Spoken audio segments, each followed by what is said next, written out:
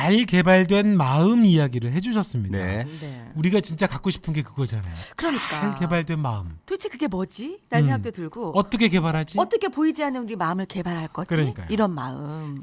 참 어렵게 생각하면 어려운 일인데요. 네. 또 쉽게 생각하면 어렵지 않은 일이 될 수 있어요. 네. 사실은 우리나라에 여러분도 아실 거예요.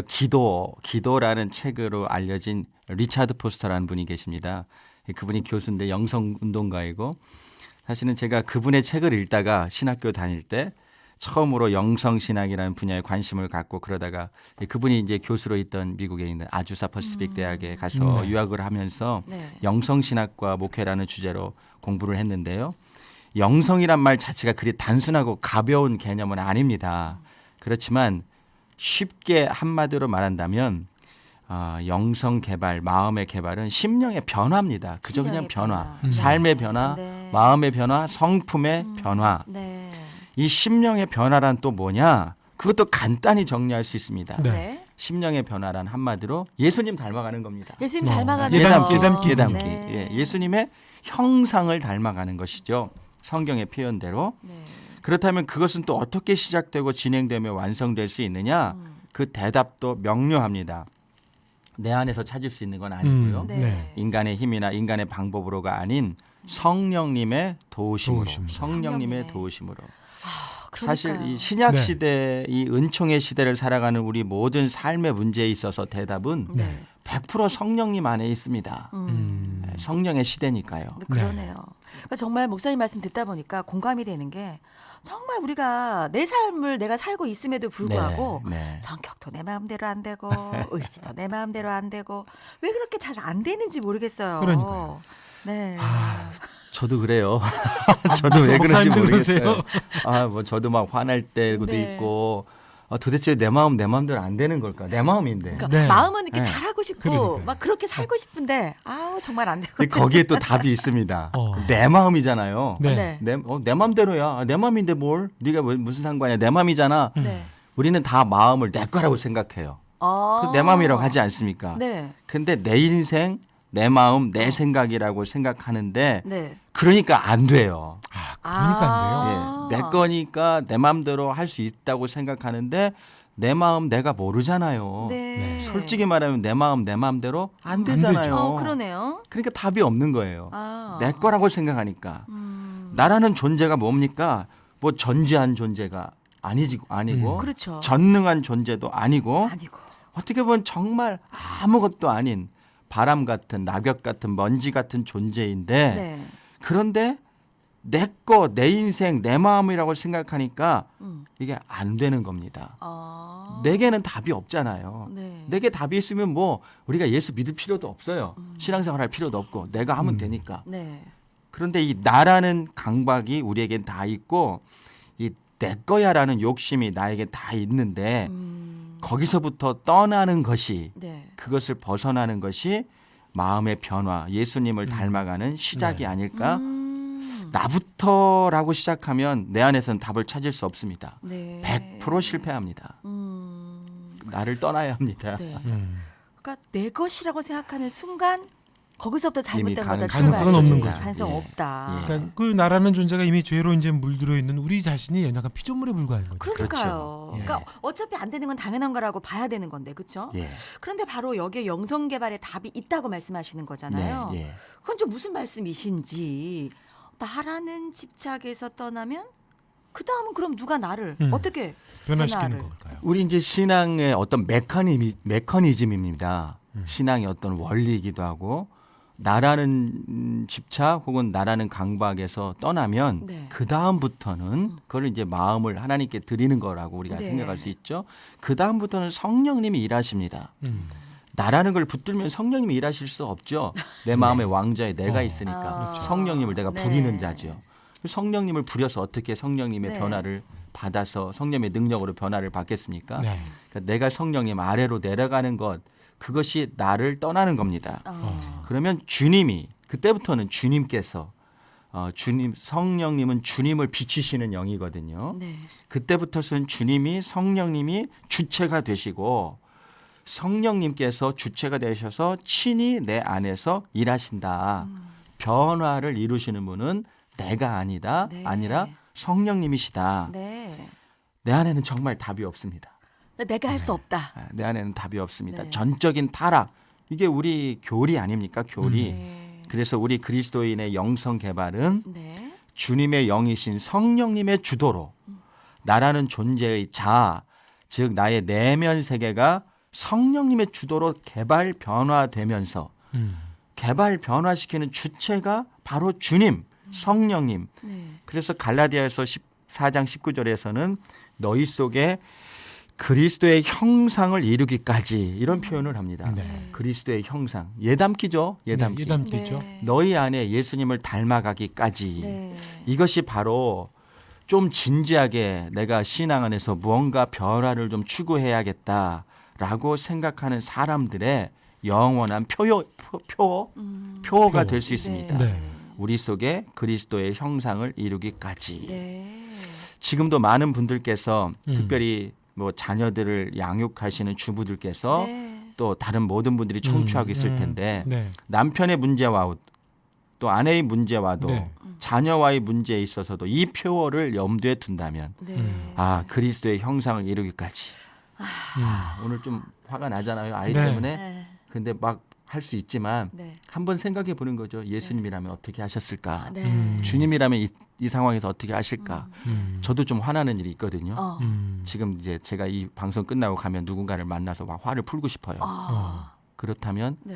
한 번 더 생각해 보는 거죠. 네. 예수님을 닮아간다는 것은 주님을 닮아가는 건데 네. 주님이라면 어떻게 하실까? 아. 이것이 바로 그리스도의 형상을 이루는 과정입니다. 목표는 그리스도의 형상을 이루는 것. 이것을 잊어서는 안 될 것 같습니다. 그러면 모든 우리가 과정에서. 살아가는 이 땅에서의 목표라고 하는 거는 그렇게까지 자라가는 건가요, 목사님? 거기에 기도의 제목이 돼야 되는 예, 거고요. 주님의 형상까지 자라게 하옵소서. 네. 그게 성품이죠. 네. 주님의 형상이 성품이죠. 네. 근데 이 성품은 자라가는 거고 개발되는 거다. 이게 굉장히 중요한 개념이에요. 네. 성품은 변화되는 거다. 음. 자라는 거다. 네. 개발되는 거다. 네. 제가 계속 지금 세 번째 시간까지 네. 강조하는 게 그거 아닙니까? 네. 사람은 절대 안 변한다. 네. 이거는 세상의 가치관이에요. 그런 얘기 네. 세상에서 많이 하죠. 많이 예. 하니까. 예. 그럼 그 끝은 절망이죠. 그렇죠. 절망이죠. 안 되니까. 그렇죠. 안 되니까. 어. 너는 너 그럼 나는 나. 예를 들어 부부지간에도 네. 저 인간 절대 안 변해. 그럼 내가 왜 살아 이걸? 너는 너 나는 나. 그래 너는 니대로 살고 나는 나대로 네. 살자. 네. 그런 가정도 많습니다. 그렇죠. 예. 그 세상의 가치관이에요. 네. 그러나 성경의 가치관은 그렇지 않습니다. 네. 사람은 변할 수 있다. 있다. 네. 근데 그것이 내 속에 그리스도의 형상을 이루는 것이 내가 내 스스로 목표가 돼야 되는 거죠. 예. 그러나 내가 하는 것이 아니라 네. 성령님의 성령님. 도우심으로. 도우심으로. 그래서 성경에도 너희는 변화를 받아 예. 새 사람을 입으라. 입을 수 있으니까 주님께서 네. 우리가 변화될 수 있으니까 변화를 받아라 말씀하셨고 네. 새 사람이 될 수 있으니까 새 사람을 입으라 하셨을 거 아니에요? 네. 아니, 주님이 우리를 너무나 잘하시고 우리를 만드신 분인데 네. 그렇죠. 절대 안 바뀐다면 그렇죠. 그렇게 만드셨다면 네. 그렇게 말하시지 않겠죠. 그렇죠. 그냥 그러네요. 네가 준 대로 살아라. 음. 그냥 네 성격대로 네 승질대로 살아라. 넌 변할 수 없겠다 보니까 그냥 그러고 답이 살아라. 없다. 답이 없다. 네 팔자다. 저는 그렇게 생각합니다. 네. 이것이 또 우리 웨슬레 목사님이 강조하셨던 성결의 교리이기도 하고요. 네. 그리스도의 완전, 성결, 그 성품의 변화는 우리의 분명히 삶 속에서 이룰 수 있다. 네. 우리의 심령은 변화될 수 있습니다. 그러니까 그 전제 아래서 개발해야 합니다. 네. 어떻게 개발하느냐? 성령님의 도우심으로. 뭐 성령. 간단해요. 네. 예, 그게 원리이고 제가 그런 어떤 프레임 속에서 계속 이야기를 전개해 가려고 합니다. 네. 초점이 중요하죠. 네. 초점. 초점. 우리의 초점은 바로 예수 그리스도라는 사실이 네. 매우 중요합니다. 목적이 분명해야 하니까요. 네. 초점이 흐려지면 안 되니까요. 네. 그래서 성경은 말씀하시기를 히브리서 12장 2절에 믿음의 주요 온전케 하시는 이인 예수를 바라보자. 아, 네. 군대 갔다 오신 분들은 그런 거 아실 거예요. 차격할 때 0점 조절하죠. 네. 3발 정도 쏴서 어디로 총알이 잘 맞히는가 해서 이렇게 0점을 조절하거든요. 주님을 바라보며 주님의 말씀을 묵상하며 사는 삶에 0점 조절이 필요합니다. 네. 그 0점 조절은 우리의 목표가 되시는 주님 바라보는 일입니다. 오늘도 주님 바라보는 하루가 되기를 축복합니다. 그럼 목사님 저희가 기도도 열심히 하고 네. 새벽 예배 가서 기도도 할 때도 이것이 우리의 또 기도 제목이 돼야 되는 거예요. 그렇죠. 그러니까요. 그런 기도가 있어야 됩니다. 우리는 늘 달라는 것만 기도하거든요. 네. 그리고 나의 변화를 위해서 기도하지는 잘 않아요. 사실은 저도 목사지만 제 설교의 주제 가운데 이 변화에 대한 설교를 제가 얼마나 하는가 많지 않습니다. 사실 저게 이렇게 말하면서도 관심이 적은 거예요. 네. 또 교인들, 우리 한국교회 교인들이 예수 믿으면서 복받고 뭐 잘되고 건강하고 이런 건 관심이 있지만 네. 내가 좀 변화돼야겠다. 내가 세상에서도 가정에서도 교회에서도 나의 좀 성품을 잘 훈련하고 말씀 안에서 개발하여서 내가 좀 예수님 닮아야겠다. 네. 권사님 그런 막 강렬한 열정이 있으세요 마음에? 그런 마음이 네. 드는 날이 있고 안 드는 그렇죠. 날이 있어요. 왔다 갔다 하죠. 근데 그러니까요. 드는 날이 굉장히 드물다는 게 이제 그러니까요. 문제죠. 네. 어떤 날은 막 간절하게 그렇지요 막 맞아요. 이랬다가 예. 어떤 날은 쌩 다 무시하고 그러니까요. 살다가 우리의 늘상한 관심이 네. 거기에 있어야 되지 않을까. 음. 아니 제가 왜 자꾸 이런 말을 하냐면요. 네. 네. 제가 저를 볼 때도 네. 정말 못됐어요. 네. 아 목사님이요? 내 자신을 목사님 볼 보실 때. 때 네. 이대로 살면 그냥 못되게 살다가 끝나는 거 예수 믿는다고 하니까 네. 그래요. 뭐 성경 말씀대로 구원을 받아서 천국에 갈지는 몰라도 네. 상은 없을 것 같아. 이렇게 살다 죽으면 하나님 나라의 상급은 네. 큰 상급은 네. 기왕이면 큰 상 바라보면서 살아야죠. 저는 아멘. 그 상이 있다는 걸 정말 믿습니다. 그렇다면 어떤 자에게 구원은 다 믿는 자에게 주시지만 네. 상은 다르거든요. 면류관이라고 하죠. 상급은 달라요. 네. 그럼 이왕이면 난 좋은 상 받고 싶은데 네. 어떤 사람이 좋은 상을 받느냐? 이 땅에서의 성품의 변화를 이루어가는 자. 네. 그게 사랑이니까요. 사랑. 예, 사랑만 상이 있는 거예요. 사랑밖에는 남지 않는 겁니다. 네. 천국에는요. 생각해 보십시오. 우리가 믿음으로 갔잖아요. 네. 또 천국 소망으로 가지고 살다가 천국 소망, 그 소망의 나라에 갔잖아요. 네. 그러니까 믿음도 이제 필요 없어요. 천국에서는 믿음으로 갔으니까. 네. 소망도 필요 없어요. 그래. 이미 왔으니까. 아, 네. 뭐만 남아요? 사랑. 사랑만 남습니다. 남는군요. 하나님의 나라는 사랑의 나라지요. 믿음의 나라 아닙니다. 소망의 나라도 아니에요. 하나님 나라에 가면 거기는 사랑의 나라예요. 그럼 사랑의 나라에서 하나님은 어떤 자에게 상을 주시느냐? 많이 사랑하며 산 사람, 네. 사랑하며 살다 온 사람. 네. 그게 성품입니다.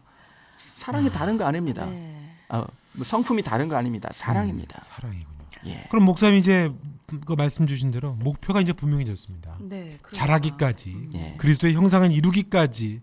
그러면 이제 남는 게 있죠. 어떻게? 어떻게? 도대체 내 마음이 내 마음대로 안 되는데 네. 목사님 어떻게? 어떻게 닮아가요? 어떻게 지금 닮아갈 수 있어요? 이제 다음 주부터 네. 그 문제를 좀 집요하게 다뤄가기를 원합니다.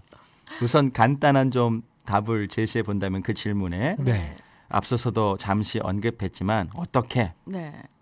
성령님의 도우심입니다. 성령님의 도우심. 네. 나에게는 답이 없어요.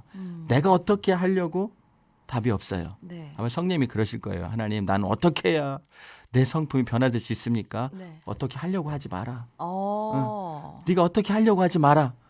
그냥 가만히 있어라. 네. 내가 한다. 내가. 네가 하는 거 아니다. 어떻게? 내가 고민할 거다.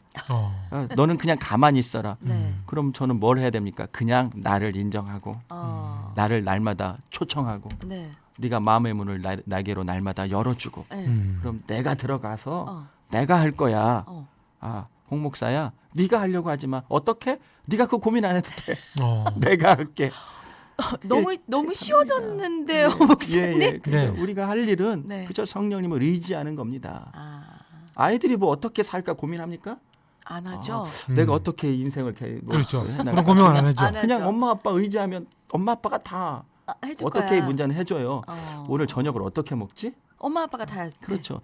네. 내일은 어떻게 돈 벌어서 살아야지? 엄마 아빠가 엄마 다. 아빠가. 엄마 아빠가 다 고민은 엄마 아빠가 하지 아이들이 안 해도 되거든요. 그러네요. 그럼 아이들은 그냥 엄마 아빠 손을 붙잡으면 되거든요. 함께. 그렇죠. 엄마 아빠 품 안에 있으면 되거든요. 네. 이 어떻게 이 성령님의 도우심으로 네. 이것이 답입니다.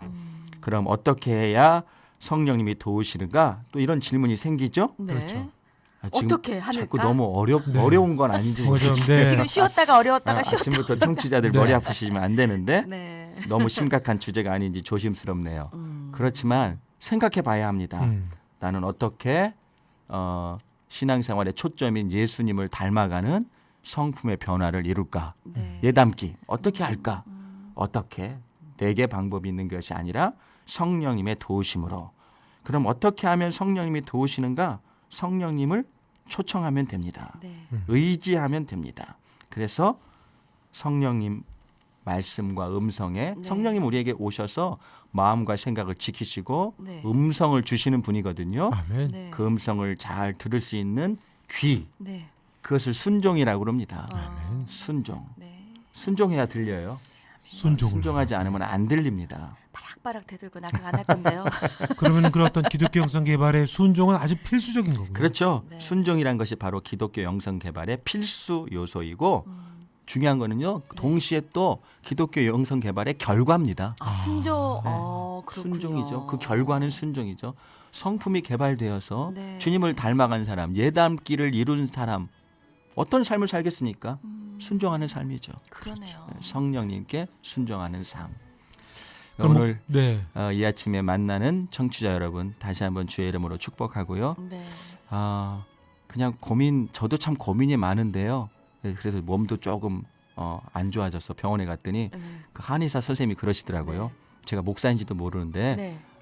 혹시 목사님 아니세요? 그러더라고요. 네네. 요즘 목사님들이 많이 오신대요. 어떻게 하셨어요? 했더니 네. 스트레스가 많은 거 보니까 목사님 같대요. 요즘 교회가 어려우니까 어렵죠. 목사님들이 스트레스가 네. 많아요. 그래서 저도 늘 그 고민합니다. 도대체 어떻게 해야 되나. 그러다가 답이 없어요. 네. 요즘 교회 어떻게 해야 되나. 내가 어떻게 목회해야 되나. 네. 답이 없어요. 아마 다 그러실 거예요. 목회자뿐만이 아니라 네. 이 뉴 노멀 시대라고 그러잖아요. 네. 이 어떻게 답이 없어진 시대예요. 네. 지금까지 해왔던 모든 것이 다 원점으로 돌아가고 제로로 돌아간 시대. 새로운 가치관과 질서를 찾아야 하는 시대. 성령님께 답이 있습니다. 아멘. 아멘.